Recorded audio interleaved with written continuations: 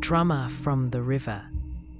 In Mpumalanga, villagers say you can hear drumming from the river at night.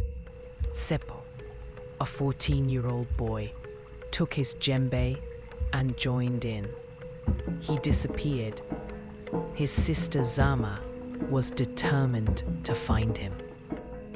She played her own rhythm on the riverbank for nights.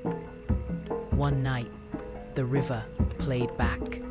A drenched figure stepped from the water. It wore Seppo's shoes, but it wasn't him. It mimicked Seppo's voice, but the rhythm was wrong. Offbeat, broken. Zama ran. Now!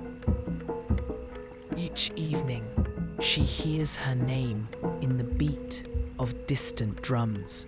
The river calls, louder each time.